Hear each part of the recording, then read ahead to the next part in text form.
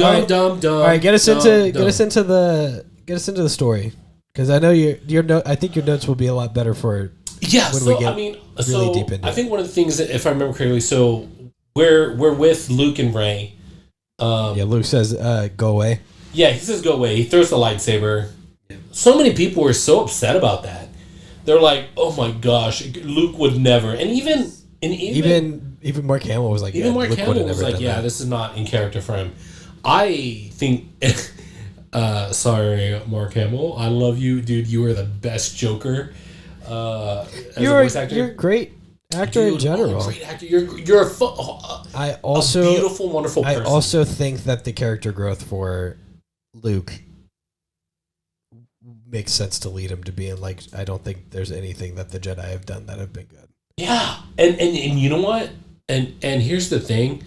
A lot of people are mad at The Last Jedi for portraying Luke this way, and I'm just like, bro, JJ's the one who set that up. His dad was the ultimate villain who ended up saving him at the end of everything. Yeah.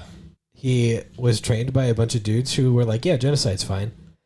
He trained a bunch of kids on how to fight, a bunch of kids that ended up dying in a war that he trained them to fight in. One of them ended up being like the successor to his dad. Yeah. Which was also his nephew. Like, there's a bunch of weird, like, moral things happening here that could mess with somebody's head over time. And here's the thing, like, it all logically makes sense, and so many people that I've seen on Reddit, which you don't usually go there for, the best takes anyways, but... You go there for people's honest opinions, that's for sure. Yeah. But saying that, like, oh, yeah, that doesn't make any sense, I'm like, as someone who grew up very conservative Christian, I'm like, you realize, I had this conversation with someone already. I said, you have to realize that the Jedi, like, what's his name? Golly, I hate that this happens. My brain just gets turned off. Go ahead, describe him. We'll all play together. Play in the comments. Who are we trying to guess? The guy who created Star Wars. It's George Lucas. George Lucas. So George Lucas says that he drew inspiration from world religions for the Jedi. Yeah. Like, he literally drew... I mean, the fact that they have to stay celibate, I mean, that's in some religions, and they took the Catholic, may the Lord bless you and you as well. It's the may the force be with you. Yeah. And so I'm like, look, as someone who grew up being taught very, I would say, untruthful things about the Bible, I would say that, like, when you start to get the truth and you see the people who are zealots in your community that are getting it wrong, it's very disillusioning, and you're very, like, taken back, like, dude, I do not want to be associated with these people. Yeah. And it's very much like, and I think that's the point that he came to, is he realized, like, I've been taught and trained in this religion. Yeah. For a whole that means well. That means for sure means well. And on the surface is very good, like even Scientology and some of the crazy ones. They mean well. Yeah, they mean well. Oh man, they just want to help people, and we all agree that those are good things. But just to be clear, Scientology is not great. Yeah, don't be a part of that. Yeah, don't be a part of that. Have some things that would help you, but it's not worth the trade-off of, like, it's your individuality. The things they say, like most religions, even the one that I came from, the things they say are good. The things they do are not good. It's when they do things. It's teaching you about life, and the things that you can do to become the best person for yourself is great. The, like, stripping yourself of your individuality and turning you into a cog in a machine. That's the bad part. Yeah, and saying you need to do... And then telling you that other people who disagree with the fact that you're a cog in the machine are all bad and should probably die is also not great. Yeah. And that's the thing with the Jedis. Is the Jedis are like, you have to be good or you die. Yeah. Buy lightsaber. And which is really cool. Or if you're a Sith, buy Force choke, which is also really cool. Some people might be into that kind of thing. And the whole point of Star Wars, spoilers for what my big gripe with this movie is, the whole point of Star Wars, from my understanding, is that it's not about the fight between good and bad. It's about the balance of the two. Right. And so all of the Jedi are cog in the machine. All of the Sith are fighting against the cogs in the machine.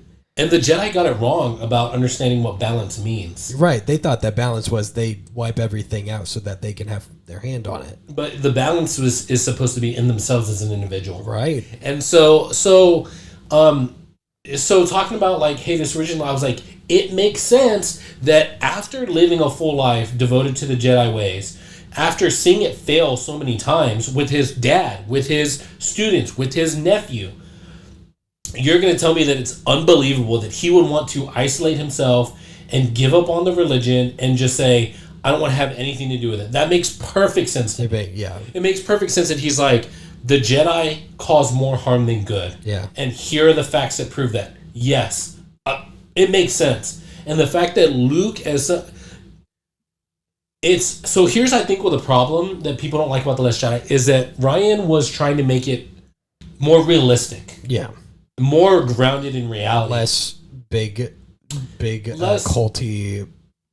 Yeah, and less big like the hero, like Superman. Oh, he just has no faults and he can't be. And like, hey, our protagonist, the character that we love, who was the good guy that we saw, that we grew up with, he's not going to save us this time. But he can struggle, and he is. And he's struggling because of families. He's struggling because he lost friends. He's struggling because everything that he believed in hasn't proven itself to be what he was told that it was. Mm-hmm. And that he believed that it was. And so he's having to rectify what he believed with the reality of what he's seen and experienced, and sometimes those things don't add up. Right? And so, first off, it makes total sense that he's done what he's done. You also have he could have just been done because he went against his ways of trying to kill Ben. Yeah, I mean, he has to live with his own guilt of, I can't teach anybody how to do this because I don't live by it. Yeah, because he's basically a hypocrite of it. Yeah. So, again. Which is also like you could go that route. You could do that. And it still makes logical sense. Yeah. So they're on this island, and he's just basically like, why are you here? He's talking to Ray, why are you here? And she's like, I've come to learn. And she said, I'm going to solve this war, and I'm going to end it. And he's like, yeah, sure. He's like, all right, young, naive person. Which, sometimes that's a good thing, but sometimes it's a bad thing. Like, it's one of those things where she means well, but she doesn't have the understanding that life is a lot harder than she expects it to be. She thinks she's going to train with Luke, and then she's just going to win the day without losing people, and, like, lots of people die in this movie. Yeah. Tons of people. So... A lot of people. And so she's just basically there trying to convince Luke to train her and to come back and join the fight, and he's staunchly against it, which makes logical sense. There's no reason to question that. So, Last Jedi haters, like, I'm telling you, you're wrong. And over time, as he sees Ray is one, he still gets scared because he does see the potential in Rey. He sees like how strong of a connection she has to the Force naturally, which is strange. He's like, oh my gosh, like this. But like as he does start to be like, okay, you know what? Maybe I can show her a few things. Drink some blue milk.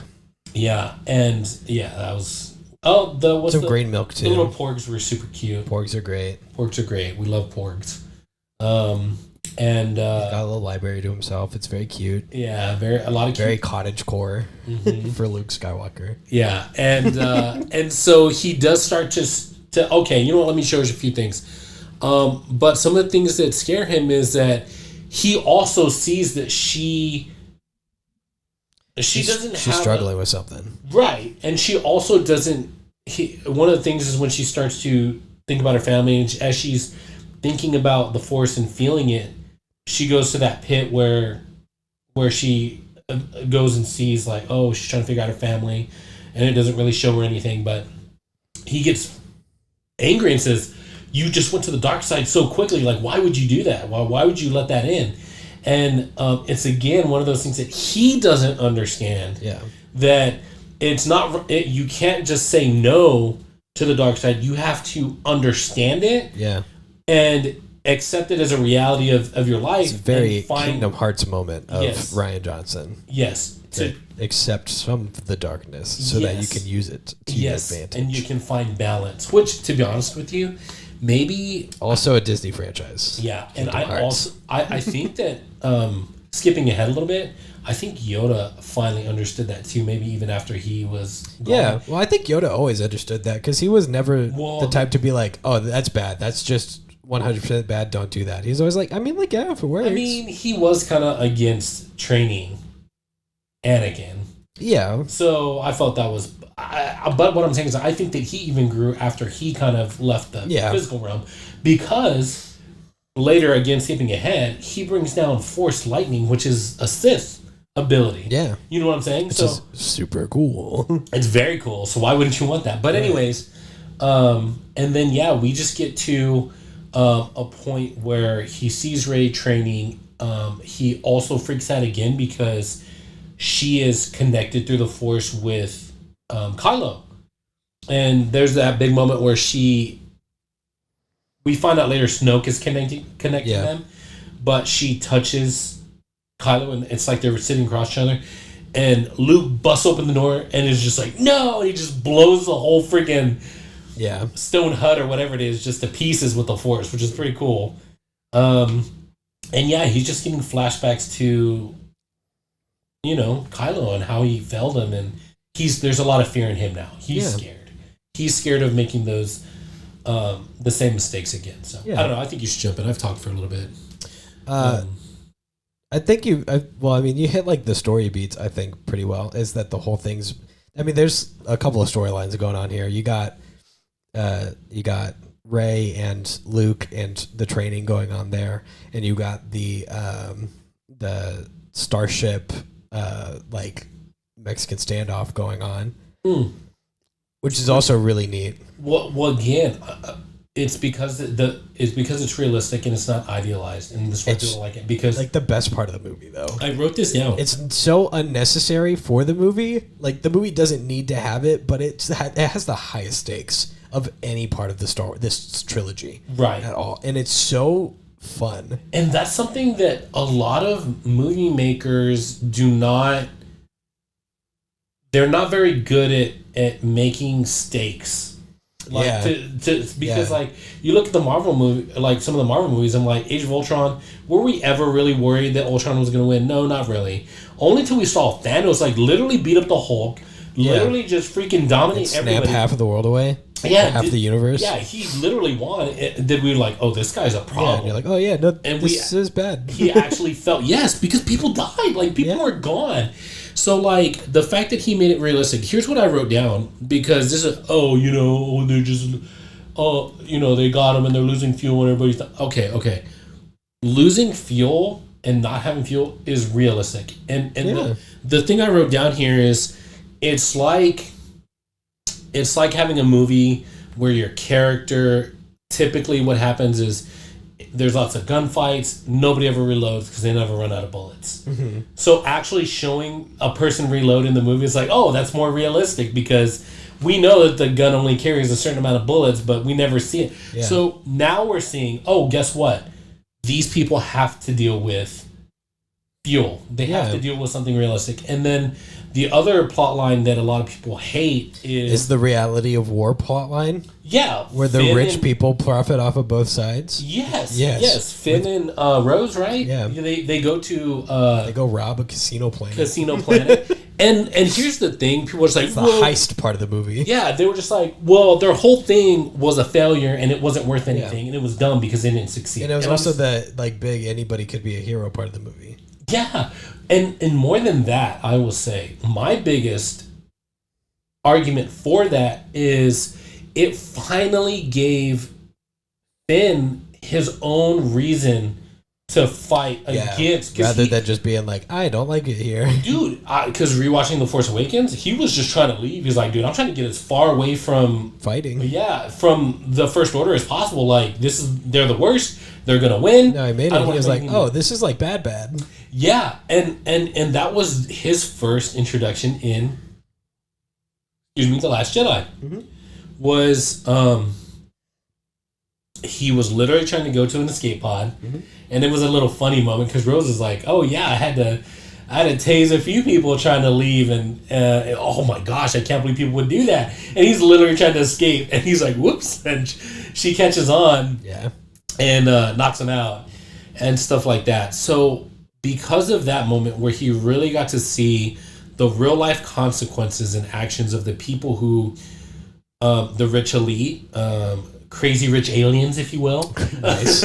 Nice tie-in. You like that? Yeah. Crazy rich aliens who are profiting from the war between the First Order and the Republic, or what was left of it. You know what I'm saying? And so he really sees the hurt and the pain and just the nasty side of what's going on that planet, the animals that are being abused, the kids, the slaves, and just how the rich people just don't have a care in the world. Yeah. And that is what motivated him, because in the Force Awakens and in the Rise of Skywalker, Finn has no character. He is only worried about being close to Rey, and he's a little puppy dog that you just yells Rey over and over and over. And there's nothing to him. So his character growth is to separate him from Rey and have him do his own thing. Well, yes, to be his own character. Same with Poe. To have his own motivations, to have his own thing. Yeah. Poe even, I mean, what was her name? Holdo. Yeah. He did not like her. Most people didn't. And even I remember watching him just like, bro, just tell the guy the plan so he'll shut up and he can get on board. You know what I'm saying? Like, what reason is there to hide that from him? Mm-hmm. He's a hothead, you know that. And I also am just the kind of person that's like, most issues that humans have with other humans can be, if we could find empathy and conversation, I think we could fix those things. Maybe that's in my idealistic world, but that's what I truly believe. So I always try to communicate. I sometimes over communicate to make sure there's no confusion. That's besides the point. But what I'm saying is that even Poe, he had to learn, because we see his thing in the beginning of the movie is we got a chance to knock out this dreadnought. Let's take out a dreadnought. Yeah. And what Leia has a conversation with him is like, again, don't give up what you want most for what you want in the moment. She's seeing big picture, long term. Mm-hmm. We need these resources. Poe said, let me just you know how big of a deal it is to knock out a dreadnought? Apparently it wasn't, because there was freaking a million of them in the Rise of Skywalker. Like, yeah. So not as big a deal as he thought. He thought it was a big deal, and it wasn't, because there's a million of them. Thanks, JJ. Yeah, thanks for that, JJ Abrams. So he sends all the bombers and they lost so many fighters, they lost so many people, mm-hmm. so many resources. Not a single one of those bomb carriers made it. Yeah. And only one of them was able to do the damage to knock it out. And sure, they did. But again, Leia asked at what cost? And, apparently at what cost is in the Rise of Skywalker, that Rey just gets them all out in one big fell swoop anyway. Yeah, so no stakes. Yeah. Where are the stakes? Yeah. I want my steak. I want it medium. We're getting Salisbury right now is what's happening. Yeah, we're getting Salisbury steak when we were promised ribeye. Yeah. But what was that? I think that's a callback to. Yeah, we did some other food. We talked about steaks. One of the first ones. That was one of my favorite episodes. Us making the. It might have been the Rise of Skywalker where we talking there's no steaks, but.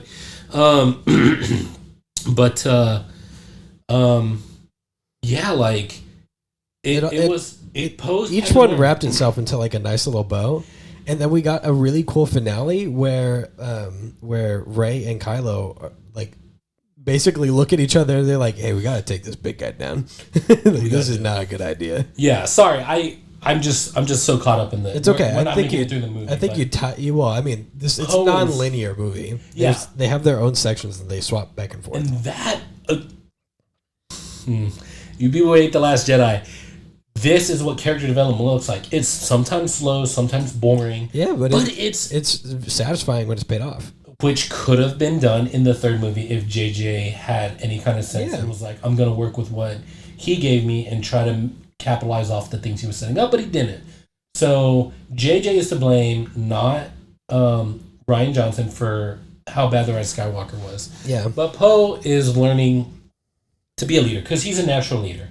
But he's learning, hey, you can't just be so hasty. You're a hothead. You're a great leader, and you can rally the troops, but you also need to realize that truth. Don't give up what you want most for what you want in a moment. We want to win this war. That means not giving up all of our resources for one dreadnought. Yeah. And so that's his character arc. And so again, these things, just because they don't pay off, it was a failure? Well, that's life. How many times do we go down a path and it doesn't work out and we're just like, well, shoot, all you can do is take what you learn from it. Yeah. It's actually none of their stuff paid off. Yeah, and so exactly, it's so realistic and it's tough, and they constantly are having to pivot because things are constantly not working out. Yeah. So I don't know. All for them to take down Snoke at the end of this movie, and for them to be like, for Kylo to reach out to Rey and be like, please, we could actually like do something. Yeah. We could actually change everything together. And she went, no. Hey, you. How'd you like that episode? Did you like it? You like movies? You like this one? Do you? You should subscribe to this channel right now. Also, as well. Yeah. You got friends? Yeah, you do. Do you? Hopefully. Show it to them. Show this to them. Prove it to us you got friends. There's other videos to watch too. Why don't you watch those if you're so cool? Yeah, prove you're not a bot. Leave a comment. Nerd.